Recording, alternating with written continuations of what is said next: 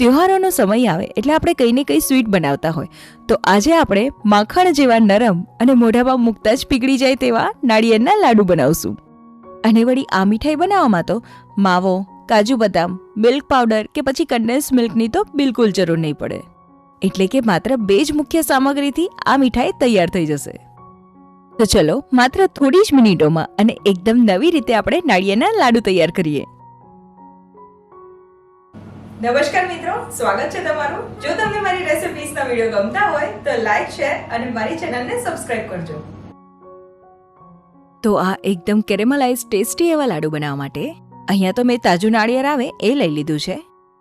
એટલે કે નાળિયેરની છાલ ઉતારી એને ઝીણું સમારીને મિક્સરમાં ક્રશ કરી લીધું. પણ અહીંયા તો એવું થાય કે તાજું નાળિયેર ના હોય અને સૂકો ટોપરાનો છીણ હોય તો એ પણ ચાલશે.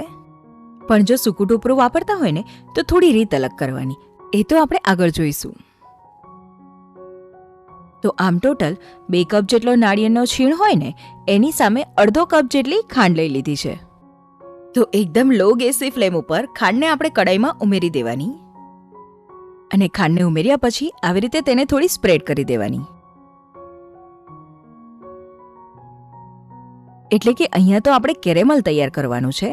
તો ખાંડ આવી રીતે સ્પ્રેડ થયેલી હશે ને તો પ્રોપર હીટ મળશે અને કેરેમલ બનતા વાર નહીં લાગે. અને હા, ખાંડમાં ત્યાં સુધી આપણે બિલકુલ ચમચો નથી ફેરવવાનો. જ્યારે આવી રીતે થોડું બ્રાઉનિશ જેવું લાગે ને પછી જ આપણે તેને હલાવશું. તો જુઓ, ધીરે ધીરે આપણી ખાંડ મેલ્ટ થતી જાય છે. તો બસ હજી પણ આપણે આવી રીતે ધીમા તાપે હલાવતા રહેશું.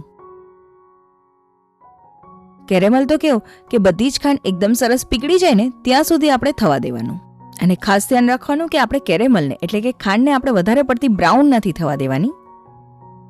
તો એટલા માટે એને લો ગેસની ફ્લેમ ઉપર સતત તેને હલાવતા જવાનું.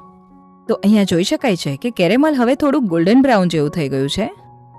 તો બસ હવે આ સમયે આપણે 1 ચમચી જેટલું ઘી ઉમેરી દઈશું. અહીંયા આવી રીતે થોડું ઘી ઉમેરવાથી લાડુના ટેક્સચર અને ટેસ્ટમાં તો ઘણો વધારો થશે. ઘી ઉમેર્યું છે તો તેને થોડું મિક્સ કરી લેશું કેરેમલ સાથે. અગાઉ મેં કીધું એમ કે કેરેમલને આપણે આવી રીતે ગોલ્ડન બ્રાઉન જેવું જ થવા દેવાનું, વધારે બ્રાઉનિશ નહીં થવા દઈએ.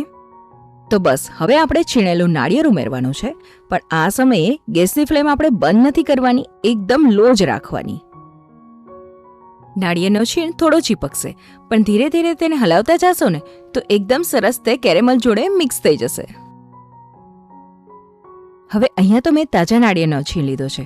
પણ જો એ હાજરમાં ના હોય અને એની જગ્યાએ સૂકું ટોપરું હોય ને તો માપ તો આ જ રીતે લેવાનું.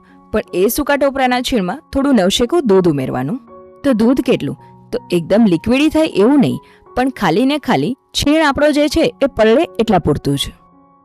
તો એવી રીતે સૂકા ટોપરાથી પણ એકદમ સોફ્ટ એવા જ લાડુ તૈયાર થશે. તો બસ આ સમયે હું એકદમ થોડો એવો એલચી પાવડર ઉમેરીશ. અહીંયા તો એલચી પાવડર ઉમેરો ટોટલી ઓપ્શનલ છે. જો એકલો કેરેમલનો ટેસ્ટ ભાવતો હોય ને તો તેને સ્કીપ કરી દેજો.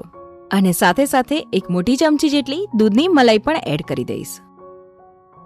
અને જો તમારે થોડો દૂધનો પાવડર ઉમેરવો હોય ને તો 1 થી 2 ચમચી જેટલો આ સમયે ઉમેરી શકાય. અને હવે આ નાળિયેરના છીણને આપણે હજુ પણ ગરમ થવા દેવાનો છે. અને એ પણ એકદમ લો ગેસની ફ્લેમ ઉપર જ. એટલે કે હજુ આપણે તેને થોડો પકાવવાનો છે. તો એવું થાય કે ક્યાં સુધી? તો બસ આ રીતનું જ્યાં સુધી બાઇન્ડિંગ ના આવે ને ત્યાં સુધી.